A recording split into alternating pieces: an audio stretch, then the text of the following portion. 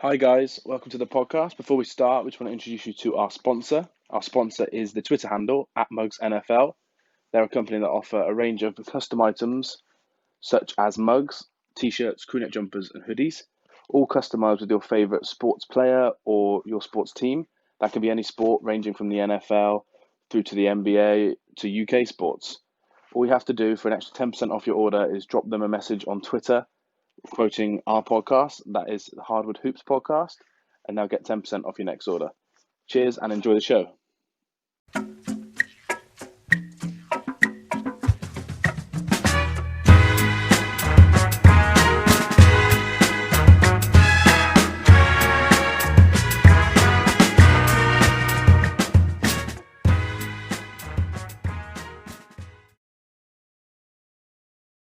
Hello and welcome back to the Hardwood Hoops podcast. This is episode 25 and this is our fans' view of the NBA Finals.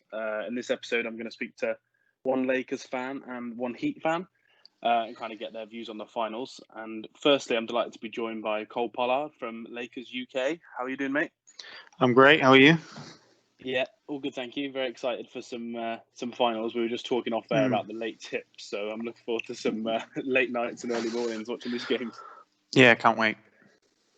Cool. All right. Well, we'll just get a little intro in first. So, do you want to talk about how you kind of became an NBA fan, and more importantly, how you kind of decided to follow the Lakers and how that came about? Well, I became an NBA fan actually through playing NBA 2K on the PlayStation. I think I was 15. So 5 years ago or so, I picked up the game and I started playing it, and I fell in love. I kind of learned the rules and everything to do with the sport through the game almost, and then started following the regular season. And obviously you try and pick a team because you don't have any kind of local roots to any kind of team being in the UK. So I didn't want to pick the Warriors because I didn't want to be viewed as a supporter of just following glory kind of thing. So. Yeah. And I mean, being a Lakers fan, that's kind of what it has ended up being. But at the time, we were awful, and it was. I think the deciding factor for me was Kobe's last game, and it was the first game I actually made an effort to make sure I stayed up for and watched, and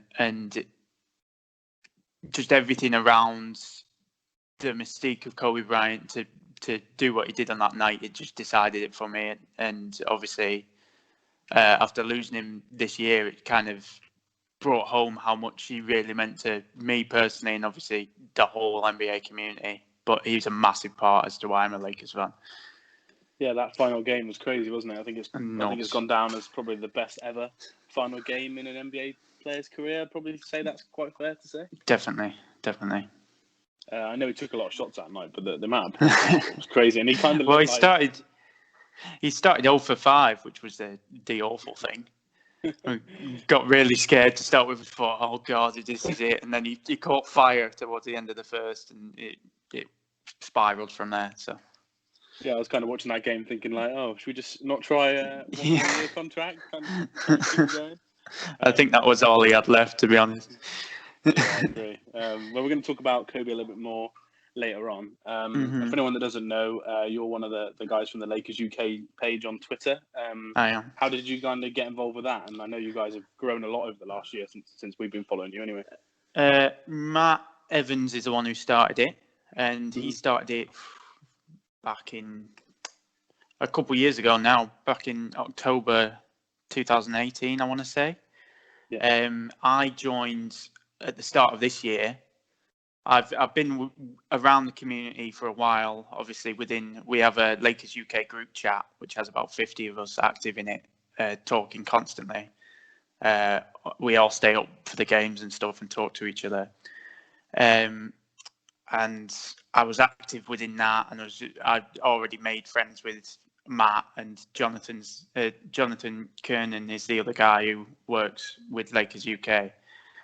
I'd already made friends with them, and I remember Lakers UK as an entity were advertising for writers, and I thought I'll give that a go because why not? And that's kind of how it spiraled from there. And I'm kind of now stuck in this wormhole of Lakers fandom constantly. So it's not an awful place to be, I'll be honest. Yeah, it's one of the busier UK probably fan scenes, I'd say. There's loads of different pages, aren't there? I know you guys get a lot of interactions as well. Yeah, well, this last year has been really busy for us, and obviously we're trying to go strength to strength. The actual Los Angeles Lakers have recognised us as a community now, which is big for us. And we're going to try and organise a trip over there next, when we can, obviously, with everything that's going on at the minute. Organise a trip over there and get into the fans, for, the training facility, and getting in amongst it as a big group. But yeah, it's really growing faster than you ever expect now, and it's great. Yeah, because I think you've got your own podcast as well, haven't you? Which that gets a lot of downloads as well. I think you had an ex-Laker on as well. Yeah, the Lake Show. We've had Phil Handy this season, Devontae Kaycock, a couple other names. I'm blanking now, but we've had a few big names on it, and then obviously we talk on it, which is kind of they're the little episodes next to the big ones of interviews of big name guys around the league. But yeah, that's growing, and that's a big part of our development process, obviously. Yeah, and I think this year is probably only going to help that, isn't it, with the success? Because we kind of all know, depending on how successful a team is in this community, the UK kind of side of things is going to grow, isn't it, as more people watch the game? Oh, yeah, definitely. I mean, obviously, that's where you see a lot of Warriors fans over here from, and Cavs fans is from the last 5 years or so. As the game's growing so much over here now, that's the big effect of the good teams, and especially where LeBron plays as well, has a massive effect on it. Yeah, and I think like what you said with your 2K fandom as well, that kind of follows it as well, because the best teams have the best players, don't they, on 2K? So if you're there trying to pick a team and you've got Steph Curry shooting from anywhere on the game, you're kind of more likely to lean that way, I think. Oh, exactly. I very nearly did, but I didn't want to because everybody hated the Warriors, and then KD joined, and that was it for me. I couldn't be a Warriors fan because everybody hated them. Couldn't do it. Yeah, and now you ended up being the Lakers fan, and they've kind of gone from quite bad when you started to being probably the second or best team in the league now. Well, definitely, and the thing is with Lakers, it's almost it's what's been called Lakers exceptionalism, where as a Lakers fan you almost expect them to get the big name free agent or just trade for the best player in the league kind of thing. And it weirdly, in the last couple of seasons, that has happened. And we're in this position now, which is obviously great. Yeah, definitely. Well, let's move on to talk about the NBA Finals in general. So first, I just wanted to mention the season in general. Obviously, you had the one seed in the West. But how fortunate do you think you are as a fan base, and we are as a community, to actually even have these finals? Me and Ben were talking about it on our podcast yesterday, that at one point, obviously, it looked like the season could be over, or maybe if the bubble didn't work out, it would end up getting cancelled midway. But we're here now, and we kind of got to the end goal, which is great. And how fortunate do you think we are for that? It's incredible, really, what they've managed to do here. Honestly, the way it's all been organised, and it's a credit to Adam Silver at the end of the day and the people that work with him to manage to get something to go ahead in the way it has as well. It's not as if we jump straight to playoffs. It's not as if it's a situation that all teams are happy with at the end of the day. Maybe not the ones that missed the playoffs, but they weren't making it anyway, kind of thing. Yeah. And it would, when the season was cancelled, it was devastating for me and for Lakers fan base, as it was for a lot of other fan bases, because this is a chance at a title. And for us especially, this is a win now situation with LeBron's age and the uncertainty around AD's contract. I'm fairly confident he resigns, but obviously you never know. It's a massive win now situation for the Lakers, and to have a season taken away from us in the way it was, or in the way it looked like it might have been, it was really devastating, as it was for basketball fans all around the globe. But obviously you've got to put safety of people first, and that's understandable. But to be able to put safety of people first and still have this situation is amazing. Yeah, I think it's been even more entertaining than most people thought. I think people were a little bit worried, weren't they, about the quality of after a long break and stuff. But the basketball's been absolutely amazing. And like you said, I think Adam Silver's done a sterling job. Were you ever worried about it, either before the bubble was confirmed or during the bubble, that it wouldn't happen, or as soon as they kind of announced the plans, were you fairly confident? I was fairly confident, but obviously you always have worries with, is everyone going to take it seriously? Is everyone going to follow rules, kind of thing? But they've been really strict on anyone that has broken rules. Obviously, we saw that with Lou Williams, which was great for Lakers fan base again. But yeah, it was. I was never really worried, but obviously you have slight worries in the back of your mind where you're thinking, "Oh, this could be it." And then obviously with the whole Black Lives Matter movement and how important that is to players, obviously, and to all of us.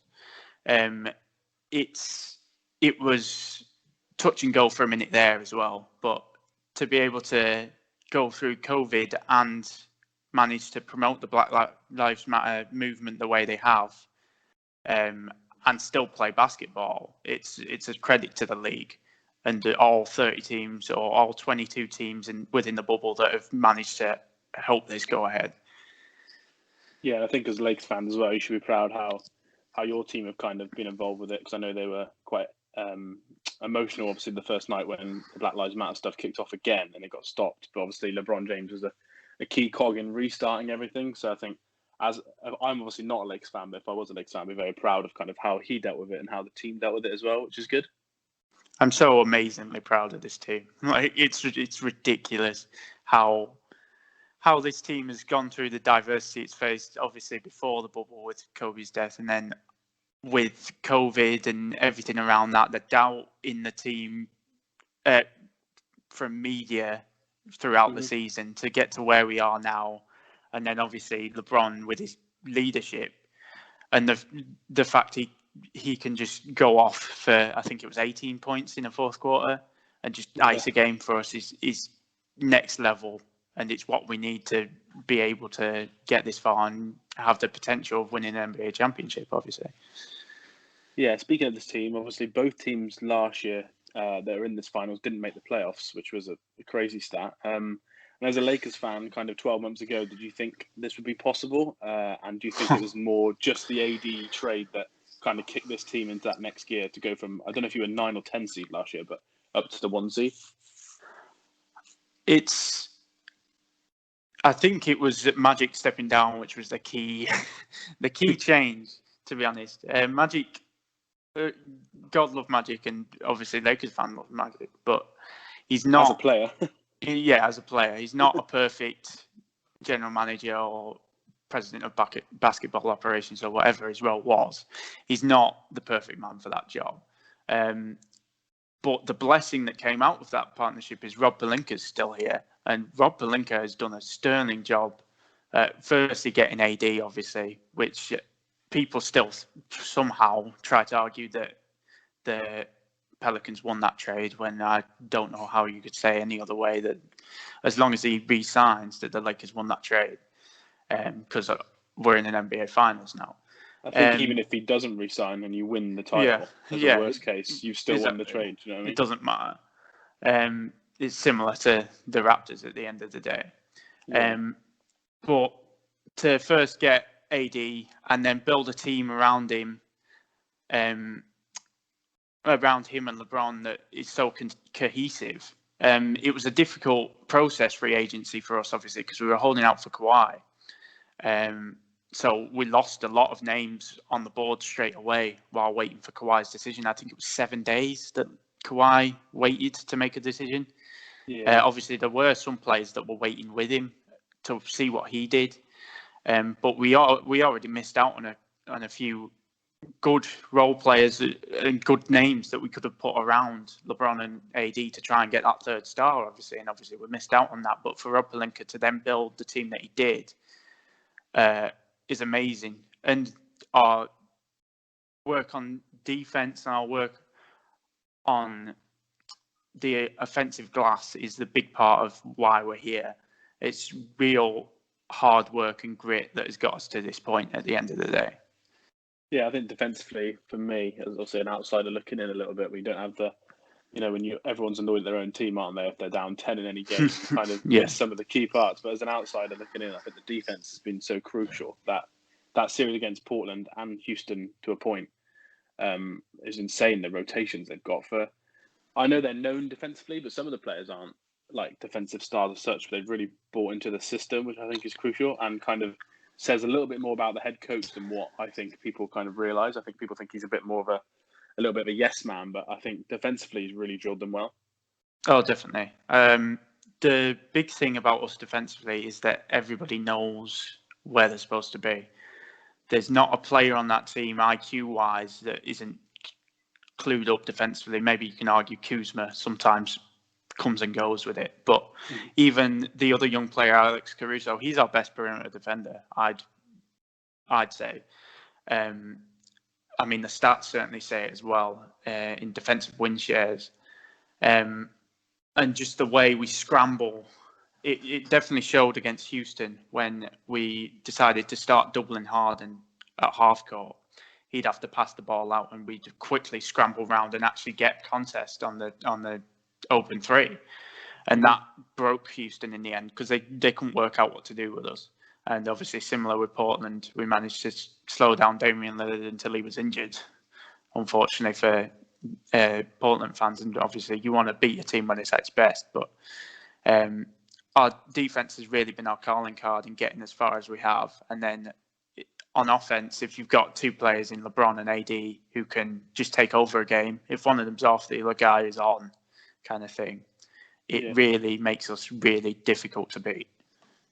Do you think that might be a part reason why at the start of the bubble everyone was looking at J.R. Smith and Waiters coming in to add 3-point shooting, which you've struggled with at times, but they've kind of not got a look in? Do you think that's because of the defensive end and how linked in these starting players are, or do you think it's more that they weren't ready and that they kind of didn't suit the bubble environment? I think it's definitely got a big to do with rotations. Because Vogel tends to be a coach that doesn't like to change things until things go completely the wrong way and we lose a game. And we've noticed that in the playoffs, definitely.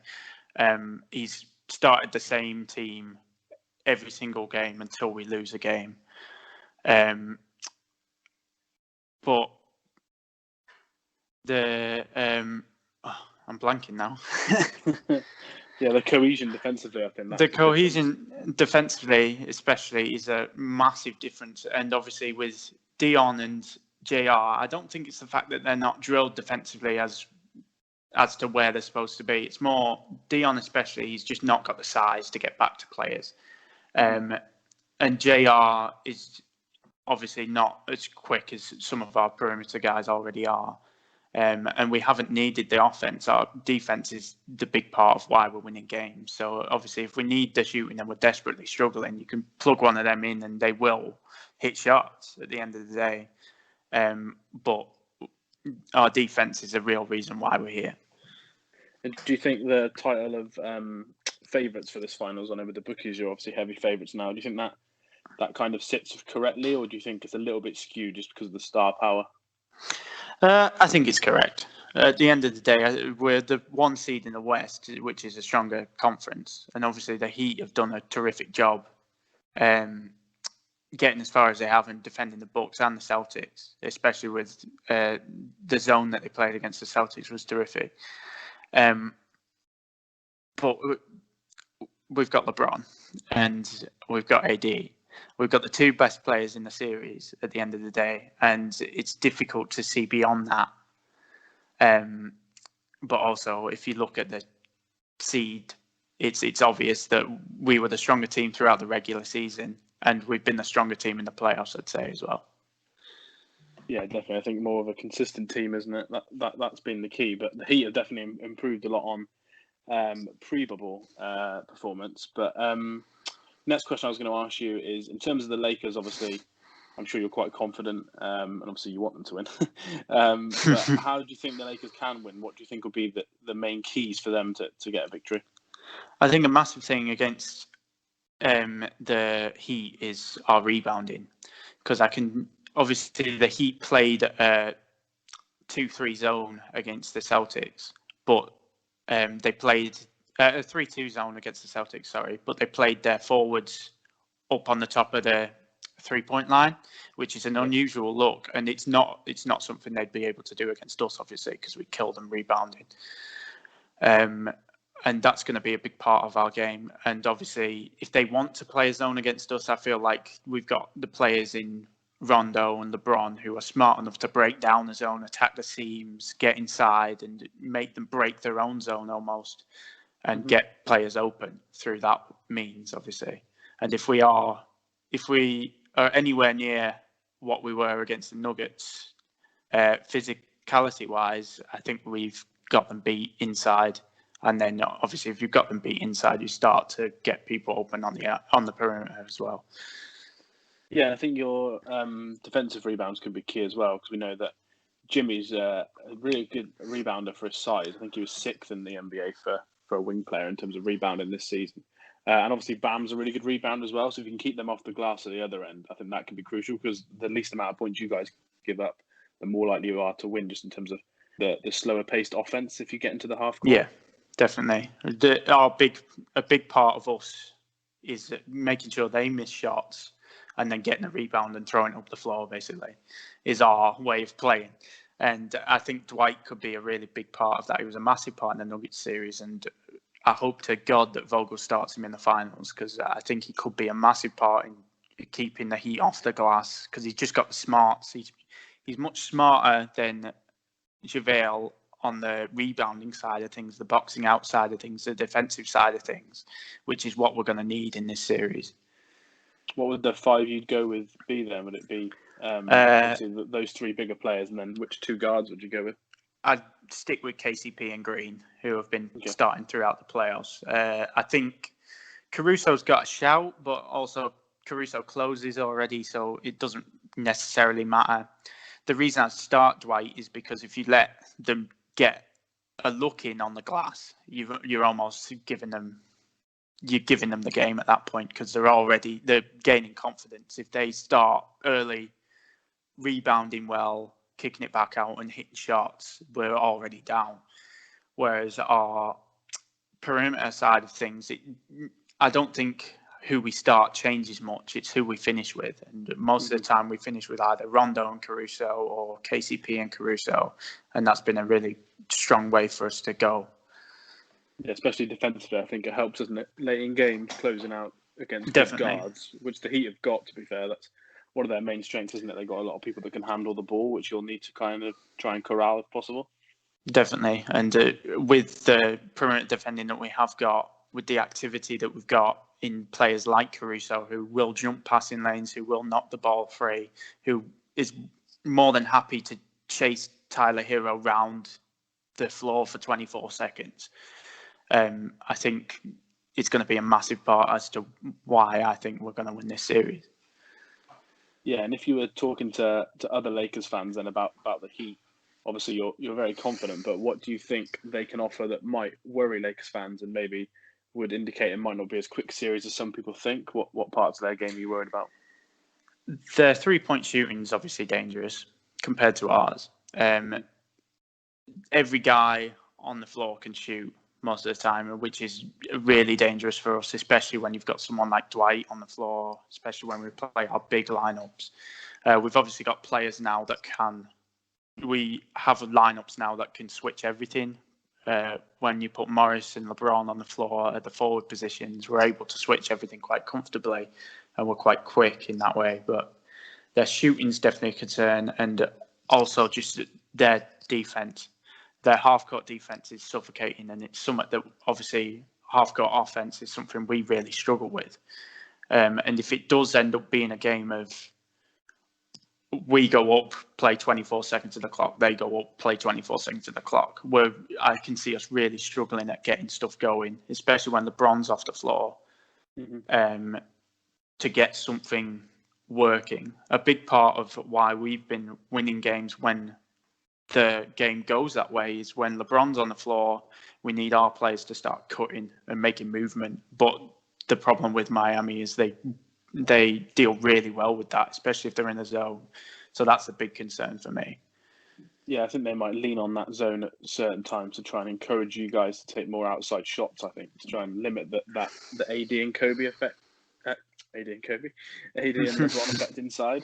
I think that they're going to want to encourage some of your players to take threes. And I read a good stat out to Ben that I don't think you guys have lost a game we've shot over 30% from three, just because it adds that final touch to the offense. Whereas when you shoot under 30%, obviously if you get into those half-court shots and you're not making them, then that's when you can struggle a little bit. But I do think that AD could be key going the other way, trying to run them around defensively and maybe move Bam off him at times rather than just going one-on-one. Definitely. I think the AD Bam matchup is getting a bit too much hype for my liking. And obviously I'm a Lakers fan, which is it's a bit one-sided, but in the way that obviously he stopped Giannis terrifically. He didn't really have a difficult matchup against Boston, obviously. But AD's a completely different animal to Giannis in a way that Giannis doesn't have an outside shot. You know where Giannis wants to go. He wants to be at the rim. He wants to be in the paint. AD has the ability to switch what he's doing. He can back Bam down and try and score inside. He can get on the offensive glass. He can shoot from the outside. He can shoot in the mid-range. He can dribble the ball. He's a better passer as well, I think, than people realise. Yeah, definitely.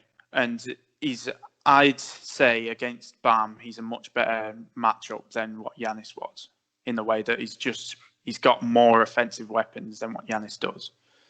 Obviously, Giannis is a great player, but yeah, he is. I think me and Ben have spoken about this on the pod before, that he's a little bit one-dimensional in big games, and his fourth quarter numbers are never great, even in the regular season, and that's because he's a little bit one-sided, whereas AD can, like I said, he can do everything. Everybody knows the story that he is a guard that grew so much that he turned into a big, and I think that suits his game. But do you think he'll guard Bam mainly on the other end, or obviously will it depend on matchups? Because obviously you don't want Dwight going out maybe more into a Crowder if possible.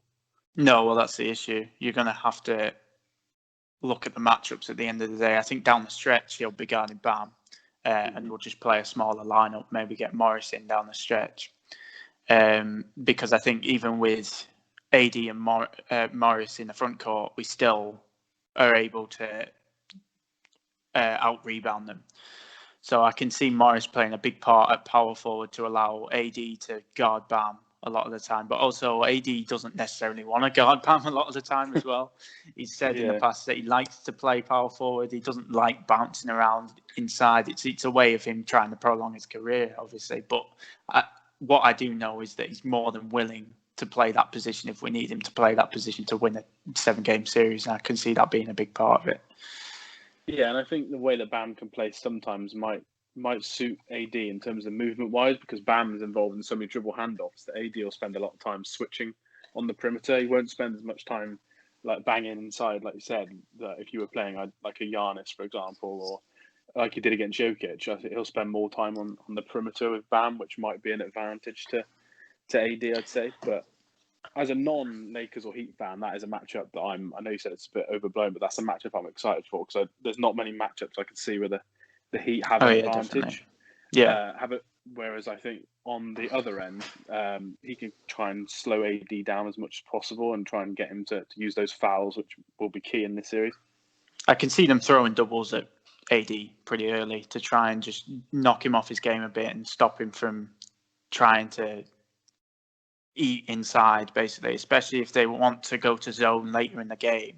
They don't want AD already cooking for them to be able to go to zone, otherwise they'll struggle, because AD just works so well in those little gaps that are left by zone, that they do not want him already at 20 points at the start of the second half. Otherwise, they're then looking at a 40-point game from AD if they want to go to zone. Yeah, and that's their worry, isn't it? If AD gets off to a good start in games and you've got LeBron being able to kind of feel his way into the game and be a facilitator and then take over late on, that'll be a bit of a worry. But do you think the Heat have got enough bodies? I know it's a kind of old adage that have got enough bodies to throw at LeBron, but size-wise, they're quite well matched up. But I'm not sure about how well, in terms of getting inside speed-wise, that they are. In terms of LeBron, they've really got a lot of bodies to throw at him when you look at their wings. And obviously they've got Jimmy, who will be the guy that I imagine guards him down the stretch.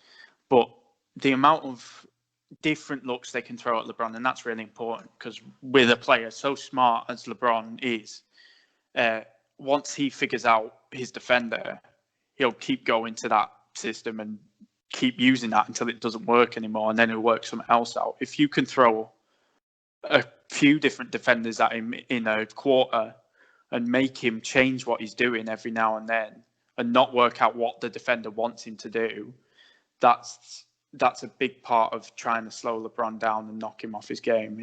If you get it so LeBron is trying to work his way inside and then stopping on the other end and asking for a foul, that's where you want LeBron, obviously. Yeah. But if you get him so he's playing the same guy for the whole 48 minutes and he can work out where are the best ways for him to attack this defender, he'll eat him alive at the end of the day.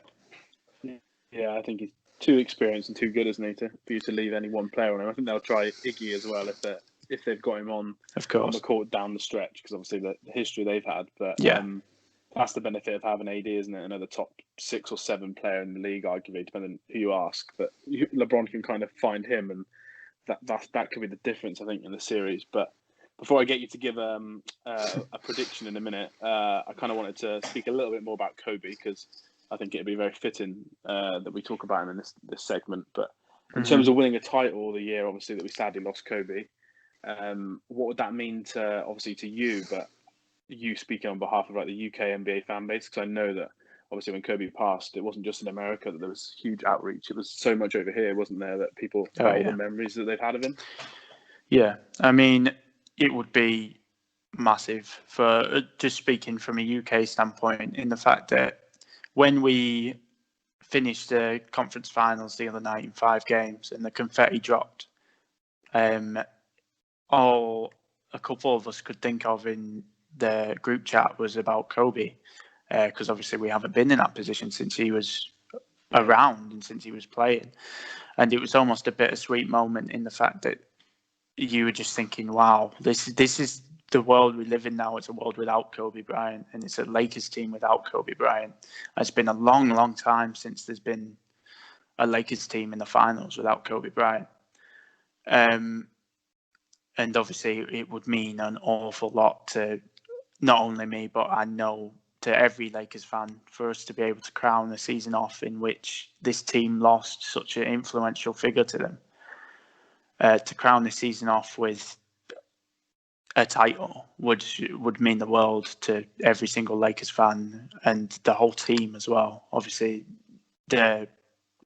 all 15 players that are in that squad, as every basketball fan does, they loved Kobe Bryant, and they even if you grew up hating Kobe Bryant, you could appreciate what he was and what he ended up being and what he finished career being. And just know from 1 to 15, from LeBron to Coasters, that it would mean so much to every single player to be able to finish this season with a title. Yeah, because obviously you've got the Kobe and Brianna, obviously their links on the jersey as well, haven't you? So there's just little touches like that I think definitely can make this even more special for them. And I mean, sorry, go on. No, you go on. I was just going to say, if you look at the fact that AD just in game 2, I think it was, no, game 3 it was. Sorry. Yeah, when he hit that shot. Yeah, when he hit that shot, he. The first thing he said was Kobe. It was the biggest shot of his career, the biggest shot he's ever taken. And the first thing he said after he hit it was Kobe. And that just shows how much that guy means to this organization, to this franchise, to the city of LA and beyond. And it just shows how much they want it for him at the end of the day. Yeah, and I think, like I was going to say then about LeBron, obviously him and Kobe had a close relationship than maybe some people kind of knew. I think a lot of people had a close relationship with Kobe than we knew, and it kind of all come out after the fact. But you can see how much it means to LeBron as well, and a lot was made of obviously Kobe fans that kind of didn't want LeBron to necessarily take over the Lakers in terms of an image, but now they've kind of bonded into one as such, and LeBron's kind of come so close with the Kobe fans and kind of been a stalwart really in this the whole year in terms of trying to remember Kobe's legacy. I just think that it'll be a nice fit and touch for LeBron personally, and Kobe's family, if they can do it for him. Definitely. We couldn't have a more fitting leader to lead us through what we've already been through with Kobe, obviously, and into the playoffs, into an NBA Finals. You couldn't have a more broader shoulders to carry this team on. And obviously, he has been emotional with it in the past, and he is now in business mode. And as is the whole team, as you saw with Dwight Howard the other night, with job not finished, quoting Kobe, obviously. And this whole team is in win now mode, business mode, focused as ever, and ready to win an NBA championship. Do you think that the Kobe story and obviously the LeBron winning his first title with the Heat story adds extra pressure to LeBron and the team, or you think it's more just pure motivational factor? I don't think there's that much pressure at this point, in the fact that in my eyes, if this season doesn't end in a championship, I'm proud of this team and what they've been through and what us as Lakers fans have been through the last, what is it now, 9 months. Yeah, 9 months, yeah. And if it doesn't end in a championship, that's the way it is, obviously. And at this point now, what is pressure to LeBron James? He doesn't think about that type of thing. That thing doesn't even register with him. What he thought about instantly after winning the conference finals, he started thinking about Boston and Miami while still on the floor. Yeah. He started thinking about Boston and Miami and thinking about certain plays, obviously, that he's been playing back in his head about how to beat them. And he's so locked in.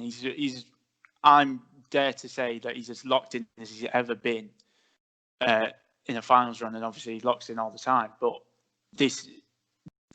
I'm ready, and I think the world is now ready to see a completely different LeBron in a final stage, in the fact that it's not the monster LeBron that is just physically stronger than everybody on the floor anymore.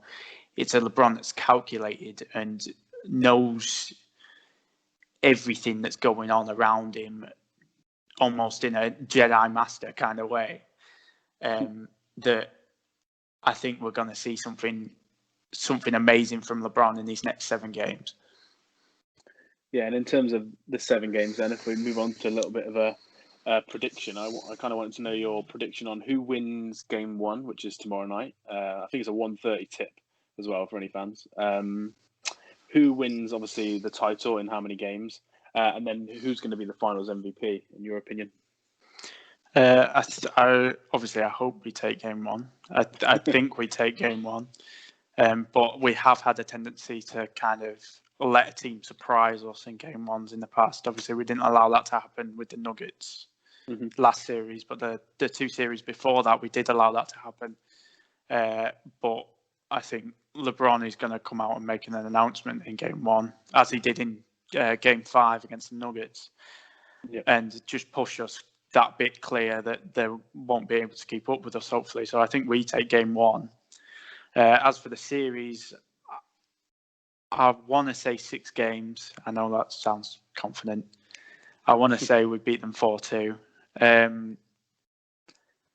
I don't think we get beat in the finals in 7 games.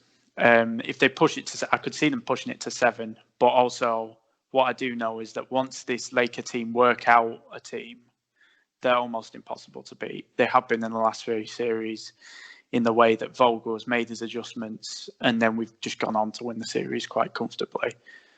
And if we work out the Miami Heat team early, I could even see it finishing in 5, but I'll give it 6 because I don't want to come across too confident. And then finals MVP, are you feeling more AD kind of with the scoring and the rise to being a true star now he's in the Lakers, or you think LeBron kind of finishes the season with the perfect finish and gets the MVP? I think it's difficult to bet against LeBron at this point. Obviously, he's already got 2. He's already got 3. Sorry, two separate franchises, I meant to say.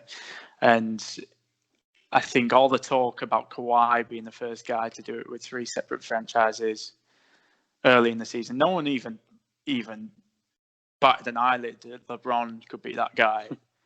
And now he's got a chance to be, and a very real chance to be, obviously.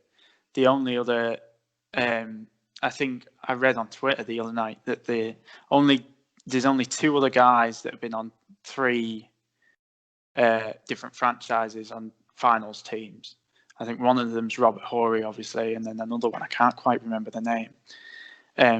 But obviously, they were both role players, whereas LeBron's now in his 17th season, still a monster.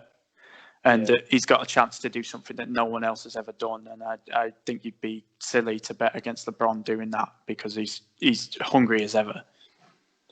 Yeah, I think if I thought the Lakers, if I see the Lakers winning the title, there's no way for me that LeBron wouldn't get the MVP. I think, like you said, he's far too locked in, and he's probably far too good now. We saw in Game 5 that he's probably at his best that he's been all season, to be honest, which is a scary thought for the Heat fans. But I think if anyone wants to put a bet on, I think that LeBron winning Finals MVP is probably as good a bet as you can get.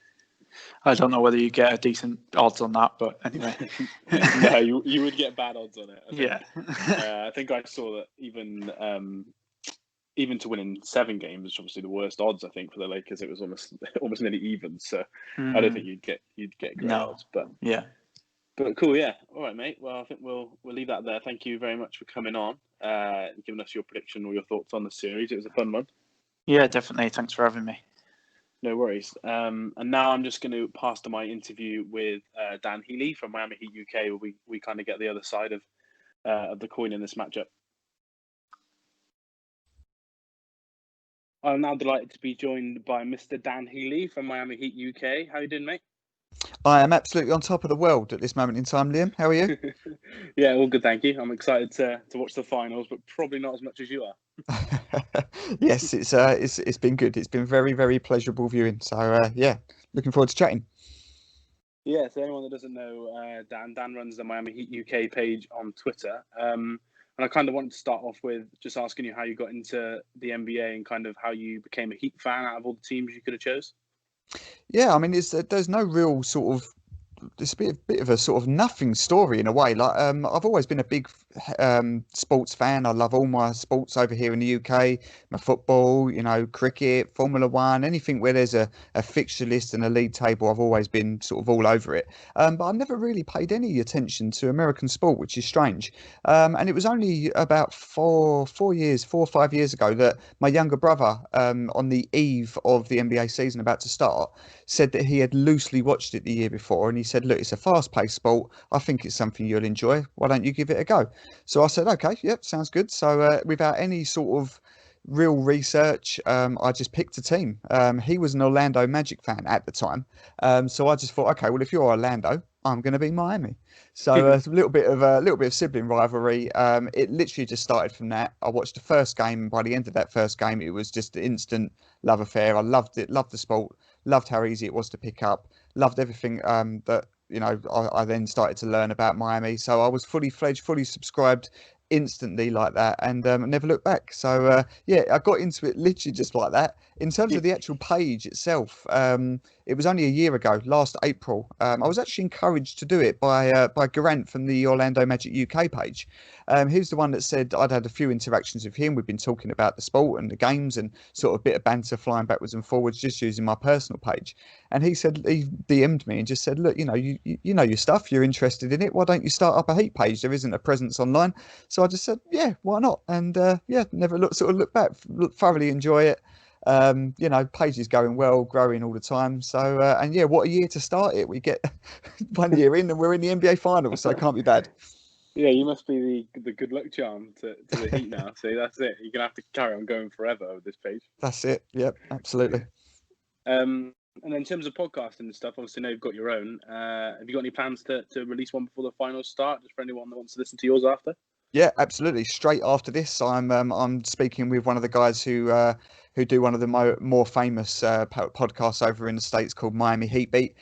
Big following, really fun podcast. I've got the host Oh, of that cool. podcast, Giancarlo Navas, is going to join me straight after this. I'm going to be recording that, so that'll go live later on tonight. So I'm looking forward to that.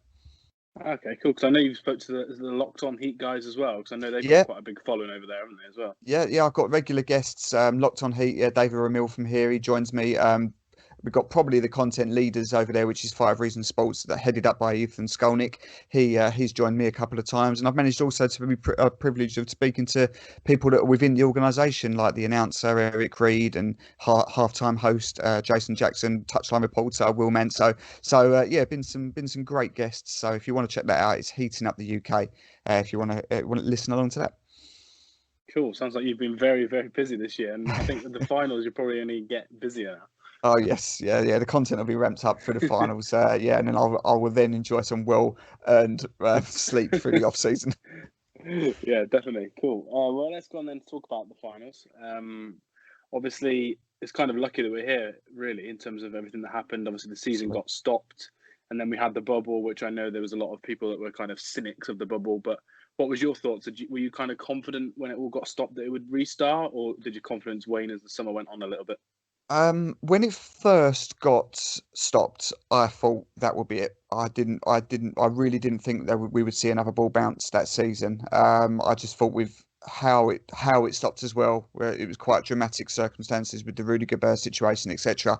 I just thought, no, this is not going to be good. And to be honest, it's not good, and there could have been every argument to say, look, the sport just shouldn't be in people's interests at the moment. With the safety and health is much more important. That being said, absolutely hats off to Adam Silver and everybody for creating the environment where they have made it a very safe, very enjoyable experience for the players to be able to go there and obviously not have their health put at risk, which has been incredible when you look at some of the other sports like in MLB and so on, where there have been some cases and maybe not quite as tightly run. So yeah, there's been some that. So hats off to them, but also for the product that they produce, because sport without fans is a pretty damning aspect, and I think that it hasn't been weird. I think it's been Yeah. a pretty good example. The pace is still very the same, the intensity is still very the same. I think the product has been excellent, so hats off to them.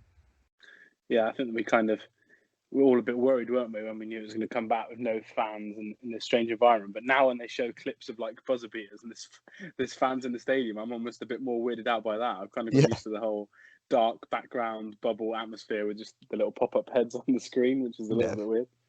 Yeah, absolutely. There's a few little strange bits with the crowd noises and stuff. But I mean, when you look at, I mean, obviously I'm a big football soccer fan over here. I think that when we saw the Premier League come back, I thought it was a really strange sort of atmosphere. The pace was nowhere near, because you rely off that energy of the crowd. But I haven't Hmm. seen that with the NBA. I think it's been really good, and that the credit to the players for playing with that intensity. I think, as I said, I repeat myself, I think the product has been excellent. Yeah, and in terms of obviously being a Heat fan, you kind of had the best end of it as well. Because arguably, if you take the bubble Suns out with their little unbeaten run at the start, you've probably been the story of the bubble. I'd say maybe the best team. Yeah, I think we've been a surprise, really. I mean, I think we went 500 through the regular season, but the remainder of the regular season. So we were sort of playing a little bit at half pace, as you probably would have expected with the playoffs being locked in. But then since obviously the playoffs have started again, I mean, yeah, it's just been incredible from what we've done. The intensity that we played with. I certainly didn't see this coming. I mean, a sweep against the Pacers, perhaps some people might have said, yeah, okay, well, that's fair enough. But to beat the Bucks in 5, to beat the Celtics in 6, I think it's been a huge performance, and absolutely massive credit to everyone, not just the players but the coaches, to providing us with this exciting brand that we're now watching. Yeah, and how have you managed to cope with the amount of basketball in terms of watching in content? Because it's been kind of back to back. Are you a bit more of a fan of the timings? Because I know the first round was really friendly, wasn't it? You were playing at like 6, 7 o'clock, which is nice. Yeah. Yeah, I mean, I really enjoyed actually the remainder of the regular season because you was coming home from work and at 6 p.m. there was then wall-to-wall basketball all the way through to the early hours. So yeah, there was certainly no grumbles from my end for the start of the remainder of the season. And then yeah, as I said, since the playoffs have started, yeah, obviously as you expect, the further you go, the more it thins out. But yeah, it's been great to see UK friendly times for sure because you don't normally see that with playoff basketball. No, definitely not. And we're kind of forced back into the 1-2 a.m.ers now for the finals, but Yes. we got to do it. I assume you're going to stay up and watch every game. Of course, yes. I've watched all 82 regular, well, not 82 in the end, what ended up being regular season games live. Haven't missed a game, haven't missed a playoff game, obviously. So I will be there. Doesn't matter whether it's every game 2 a.m. starts, which I think 5 of the 7, of course, if it does go to 7, are 2 a.m. starts. So pretty brutal. But sleep is for the off season, so I will recharge my batteries then. Yeah, definitely. And then in terms of the season as a whole, before we kind of move on to this matchup, what are your thoughts about how the whole year's gone? Because obviously I know you're kind of like a surprise package, like you said, but also I think last year you were a non-playoff team, and the Yeah. first finals were 2 non-playoff teams ever, which is nuts. So you've kind of grown a lot quicker, I'd say, than people thought, and you've got a real young squad in comparison to the Lakers. Yeah, I mean, I would be lying if I said that if anybody is lying if they said they expected this. Look, we was a bad team last year. We was a losing record team, 10th in the East last year. It was just full of overpaid players on bad contracts, no real leadership. It wasn't pretty. And at the end of last season, Zach Lowe from ESPN branded the Miami Heat the team with the bleakest future in the NBA. And it was hard to argue against him because you just thought we can't do anything until 2021, where all of these terrible contracts, these overpaid players, come off the books. And that will change. That will change in one big swoop. And absolutely hats off to the Godfather, Pat Riley, for managing to pull this off out of nowhere, out of cap hell. He managed to bring in an all-star player in Jimmy Butler, get rid of £27 million worth of contracts with Hassan Whiteside to Portland, bringing Myers Leonard in the other way, who, even though he's not playing now, has been phenomenal for us through the regular season this year. Really changed the dynamic. And suddenly drafting Tyler Hero has been absolutely amazing. Duncan Robertson, what a story that is! Just out of nowhere, a Division 3 player 2 years ago, a G League player last year, is now breaking records for three-point shooting in the NBA this year and has become one of the biggest and most respected shooters now in the NBA out of nowhere. So all of a sudden, this team has a real lovely blend of veteran presence, obviously boosted again in the mid-season trade with Iguodala and Jay Crowder coming in. That is what the turning point was for me. That turned us into playoff hopefuls or playoff sort of contender hopefuls, maybe into like real genuine contenders for the title. That was the trade that did it for me. So yeah, veteran presence, some absolute youthful exuberance, and a couple of snipers from 3-point range, with a leader in Jimmy Butler and one of the best coaches in the NBA in Spo. All of a sudden, in the space of a year, the Heat have gone from a nothing team into a title contender as we sit in the NBA playoff finals. Yeah, it's a crazy story, really. And obviously, Pat Riley's kind of famed, isn't he, for not Yeah. wanting to tank. He always wants to kind of rebuild. He wants the stars. And he's kind of had to do it a little bit of a different way than he'd maybe like to. But in terms of drafting, obviously, you got Hero, I think, was it pick 13 or 12 or 13? Yes. Yeah, 13. Yeah, I think it was. Yep. So that's been incredible. Yeah, and Bam was pick 14 and arguably one of the best centers in the NBA now. So in terms of Yep. drafting wise, you've done well. And I think getting rid of Whiteside and Dion Waiters just away from the group in terms of Yep. contracts, but maybe personalities as well, I think kind of really helped the group. It's a much more bonded group, isn't it now? Definitely, and you could tell that with Spo last year. He sort of had a chip on his shoulder. He didn't look himself. He knew that he didn't really have the tools at his disposal, and he had to play the contracts rather than the player. But everyone wanted to see Bam last year. He was obviously behind Hassan. Everyone knew he was a better player, the more athletic player, what every single team wants as the modern NBA center. But he was stuck behind Whiteside, who's got this lethargic persona about him. Look, I mean, he's a good rim protector and he's good from paint to paint. but he hasn't got that energy that someone like Bam Adebayo's got and can facilitate and handle the ball so much better. But they had to play the contracts because they went on that sort of money. Dion Waiters the same, Tyler Johnson on 19 odd million, James Johnson on 17 odd million. They're all just they're okay players. They're B minus NBA players, and it showed last year in our 10th place finish. So to get all of those off the books in one foul swoop, and to bring in some, to unleash Bam, to bring in, as I said, some youthful exuberance and someone who's got so much confidence in Tyler Hero in the mid picks of the first round last year.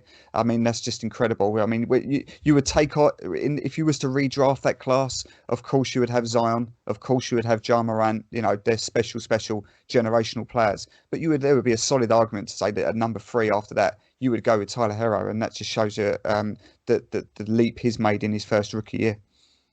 Yeah, I think the bubble's been really kind to him, hasn't it, as well? He's really grown as a player, and I don't know whether it's the no crowds or not, but you can tell his shots developed. And who do you think's kind of been that key player in the playoffs for the record? Do you think it is Tyler, or do you think it's more of a Dragic? Because I know that he's kind of been the best scorer at times. Yeah, this is one of the best things about this team. This is what I love about this team is, you look at, the Bucks, for example, they have to have a game out of Giannis. You look at the Lakers, they rely so big on their star power.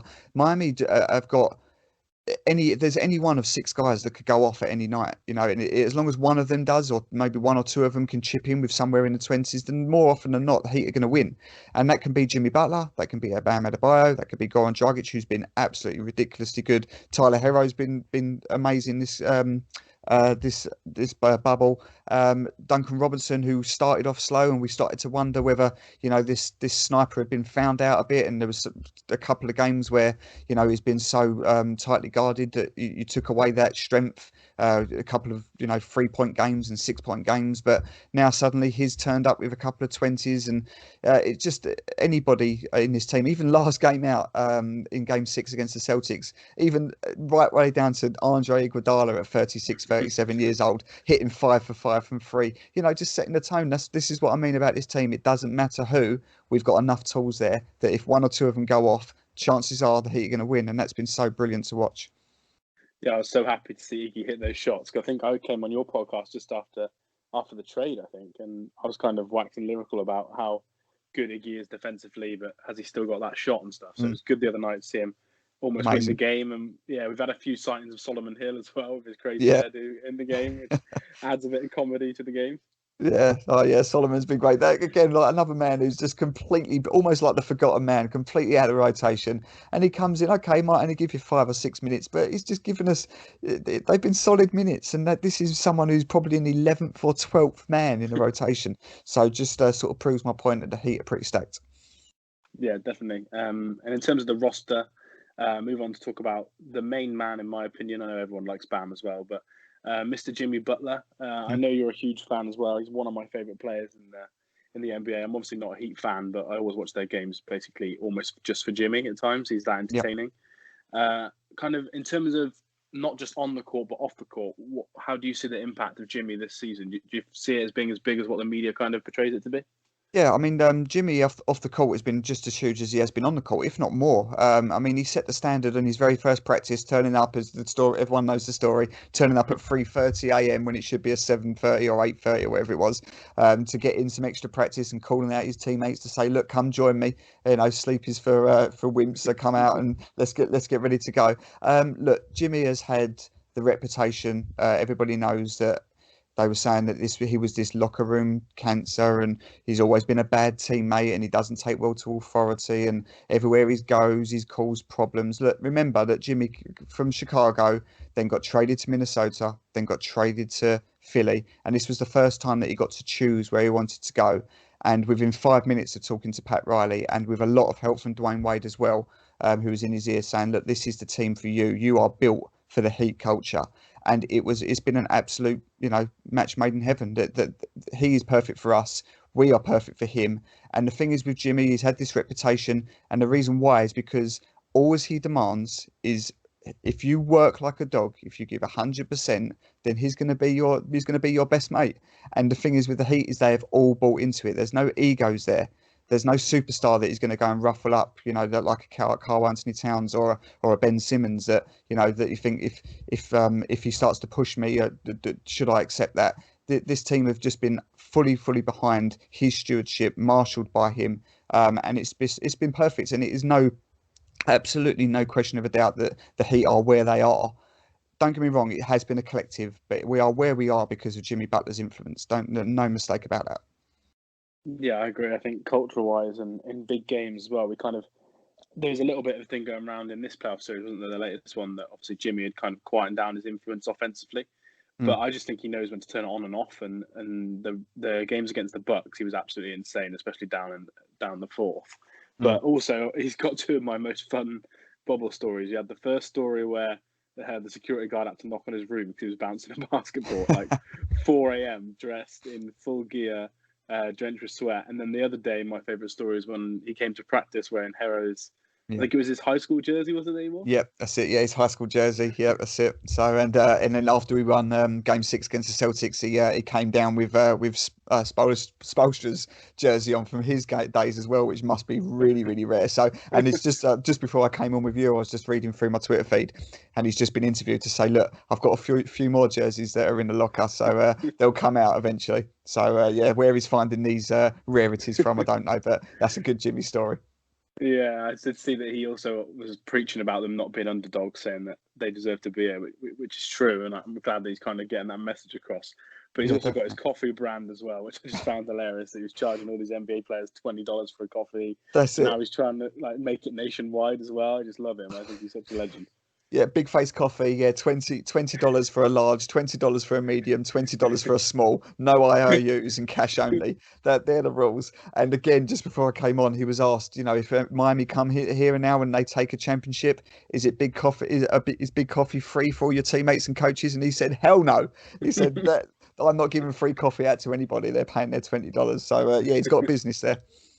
Yeah, he's done well. He's been a real good story this bubble, and I think he's going to be key for you guys in the finals. Absolutely. And in terms of obviously trying to win the title, that's the goal. It's obviously going to be tough. The Lakers are quite heavily favoured with the bookies. I know that you obviously put out a little betting segment on your podcast, so you're not afraid of betting. And then in terms of winning the title, how do you think that he can go about it? Obviously, there's loads of ways you can do it, and you've mentioned the depth of the squad, but what do you see the keys being for you guys to succeed in game 1, game 2, etc., and go forward? Yeah, I mean, look, the Lakers are understandably the favourites. They're the best team in the bubble, in my opinion, when we came back. So I know everyone will say that, and people were saying that the Clippers had probably the deepest roster. But for me, I always called the Lakers as my favourite, mainly because they are the only team that can boast 2 of the top 5 players, NBA players. And I know that superstar ability doesn't go everywhere, but blimey, it goes a long way.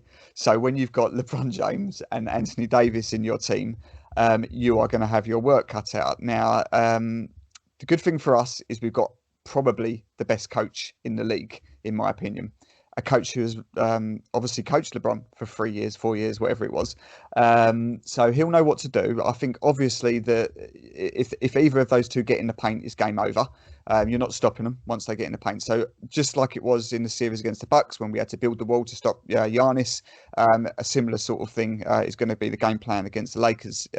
We've got to stop them getting in the paint. So we've got to pack the paint. We've got to try and rely on them shooting because they're an average shooting team. They're not a bad shooting team, but they're an average shooting team. If we can get as many possessions as possible to have them shooting from the mid-range or from three-point land, we will consider every possession like that as a win.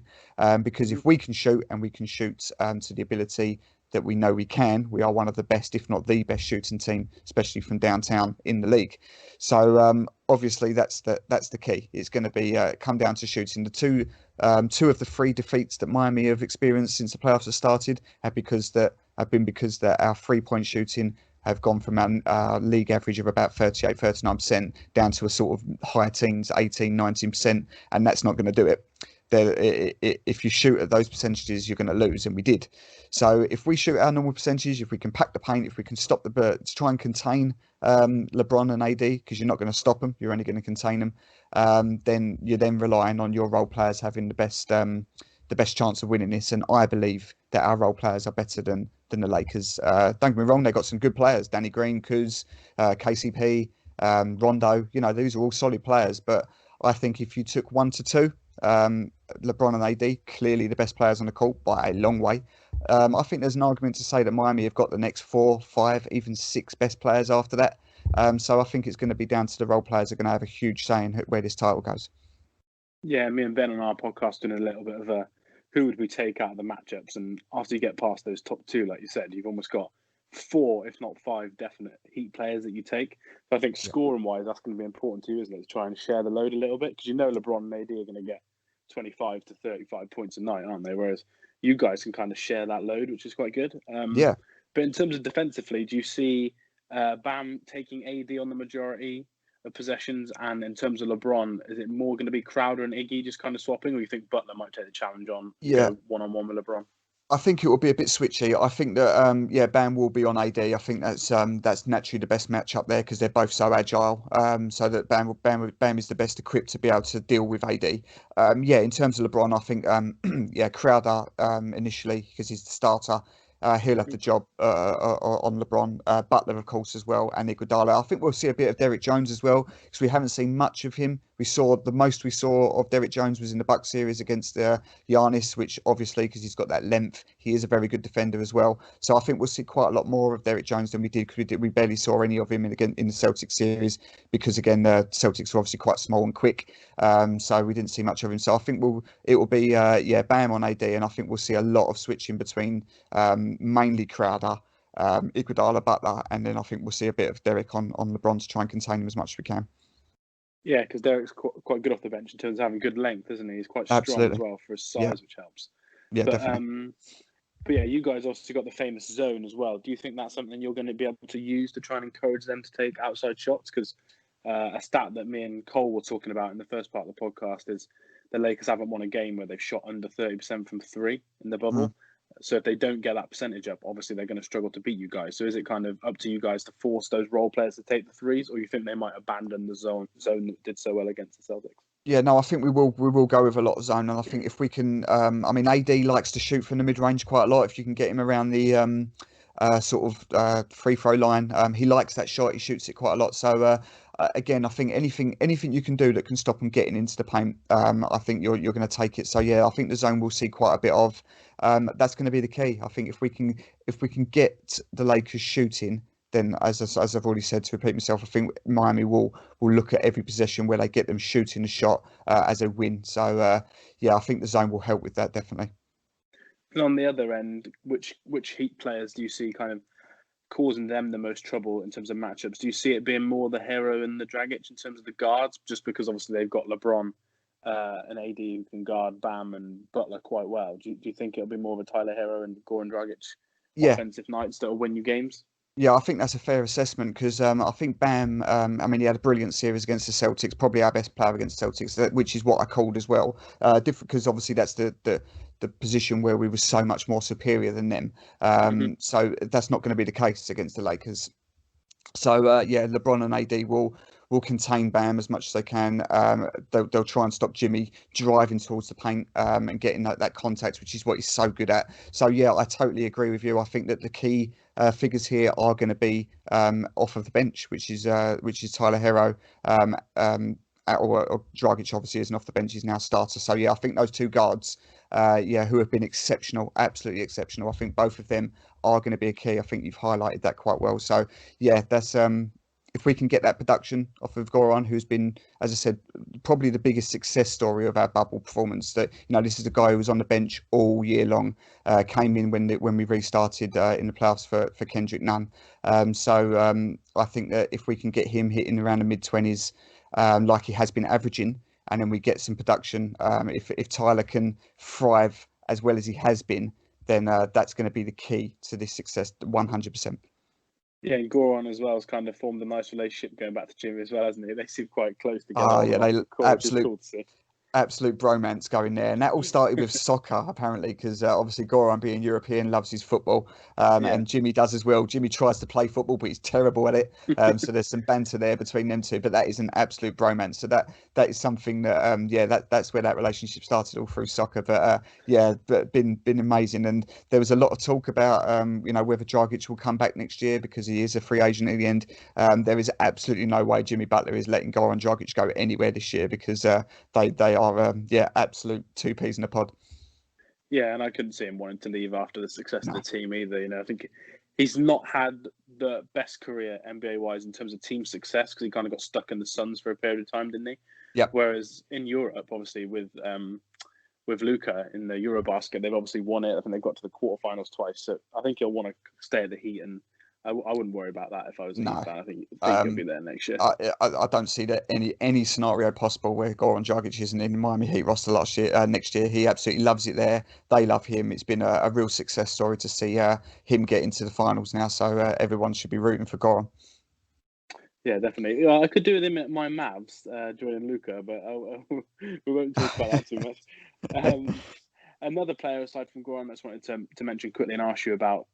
Do you think that Jay Crowder could be a bit of a key this series? Because the Celtics kind of sagged off him, didn't they, and wanted him to shoot. And we know when he gets hot, he can have those 4, 5, 6 3-point nights, which is good. But obviously, when he's cold, I think he shot 1 for 10 in one of the games against, I think it was the Celtics or maybe the Bucks. Yeah. Do you think the Lakers will try and do that again? Because he's probably clearly the worst shooter when Iggy's not on the floor. Or do you think that they're not going to let him have that shot? Yeah, I mean, the thing is with Jay, if you're the opposition, you would want him shooting, because that's, as you just said, you'd rather him having a shot than Duncan Robinson, Tyler Hero, Goran Dragic, etc. So he gets a bit of space because of that. But I mean, talk about when he first came in, he was shooting, I think in the bubble, he was shooting something like 55%, something ridiculous like that, for about, anything, all the way up to the start of the Celtics series. So this sort of, I'll let him shoot was absolutely fine by everyone in Heat Nation, because he was draining them.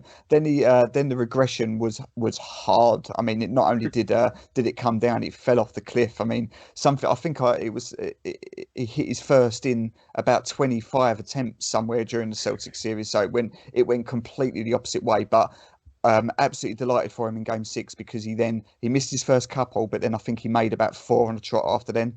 So yeah, he is a bit streaky in that sense. But Jay Crowder has been, as I said to you a little bit earlier, in my opinion, the main reason why Heat went from playoff or title hopefuls to title contenders, because he's been everything we needed him to be: an absolute dog defensively, an elite wing, fast hands. Good facilitator and a good shooter, because overall since he's joined us, he has been shooting really well, way higher than his career average. So nothing but a tip of the hat for Jay.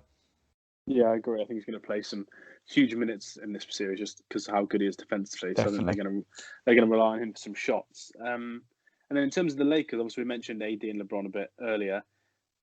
If you were speaking to your fellow Heat fans, what would you tell them about the Lakers need to worry about? Or is it just simply contain LeBron and AD, or are there other areas like offensive glass, defensive rebound and stuff like that you think could be a bit of a worry?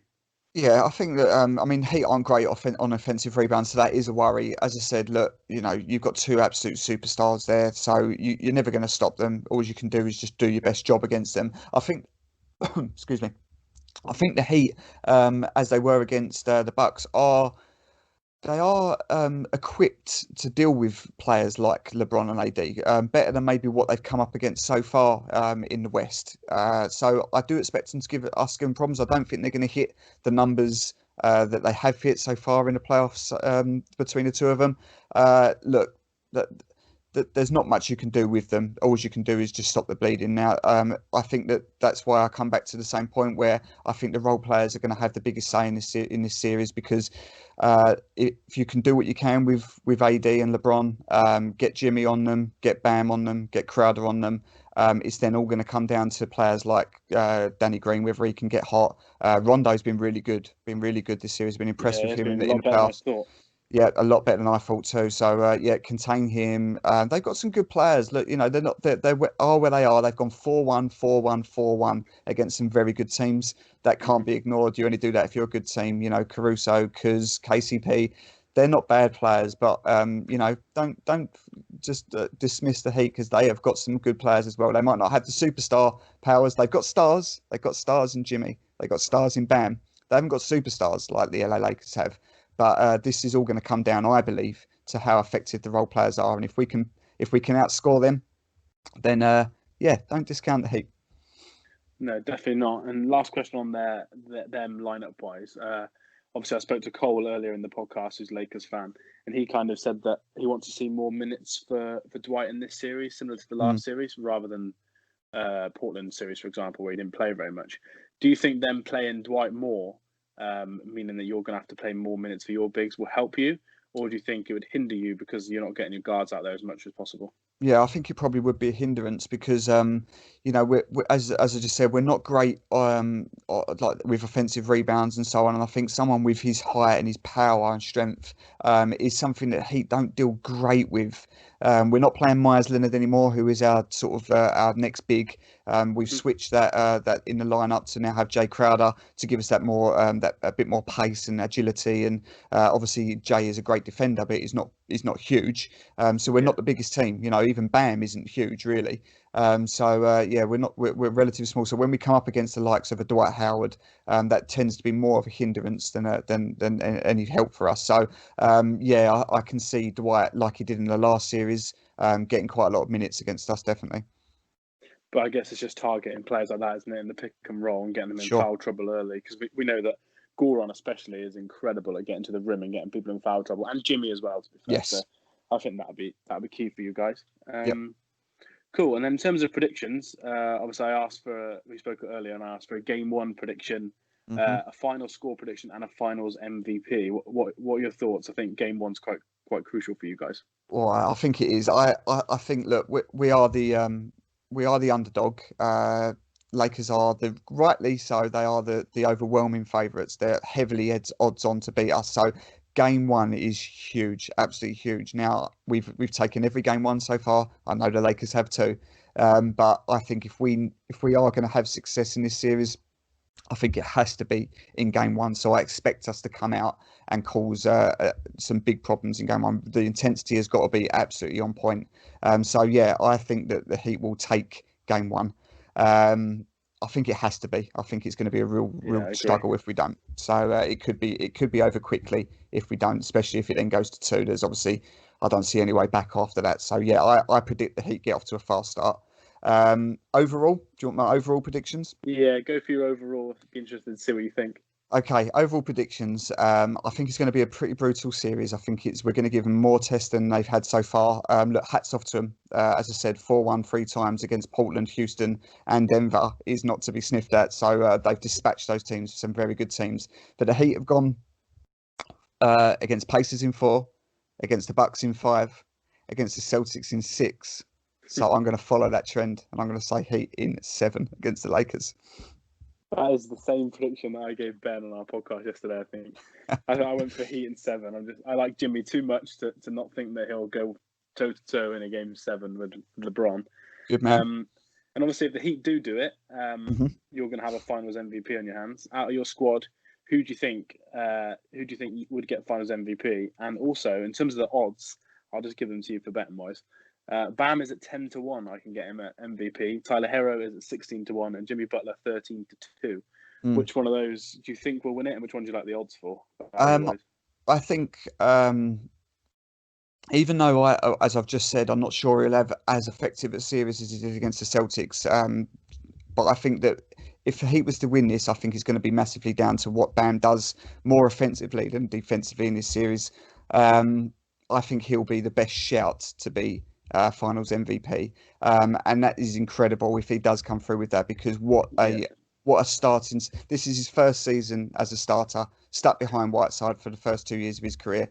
An all-star in year 1, picked up a skills champion trophy as well. If he can add a ring and an MVP Finals championship trophy to that as well. Wow, I mean, that's got to go down in Heat history as just one of the most remarkable things ever. And he's got it in his locker. Absolutely, he's everything the modern NBA teams want in a big, an incredible facilitator, can guard 1 through 5, massively agile, can score, can rebound, fast hands, good IQ. He's just, if he can add a bit of shooting, there's no ceiling to Bam. Yeah, and he's only 23 as well. And in the piece that I wrote for your website, I remember looking into the stats, and him and Jimmy have got the best plus minus, I think, of any duo in the NBA. They're definitely in the bubble, so I think they're going to be key. And at 10-1 odds as well, I like that bet. I might have to put a little bit on that. It's worth a few quid, definitely. Yeah, I think he was good odds to win the skill challenge as well. So I'll be disappointed in you as a Heat fan if you didn't chuck a couple of quid on that. Yeah, I did, but do you know what? The only reason why I don't is because I very, very rarely bet against any of my bet on any of my players or teams because I'm such a massive jinx. So, but no, you're right. He was the outsider. He was the longest odds to win the skills challenge, and then obviously got the trophy. So there you go. That's Bam for you. Cool. All right, mate. Well, I think that's a good place to end it. I just want to thank you, obviously, again for coming on, and also thank you for helping me start this podcast. People don't know that, but you kind of helped me know where to go to in terms of setting it up and stuff like that. So you've been a big help for me. So big shout out to you for that. Oh, pleasure, mate. Absolutely. And you're doing a brilliant job with it. It's a great pod you've got there, and you're firing through the episodes. Yeah, keep up the great content, mate.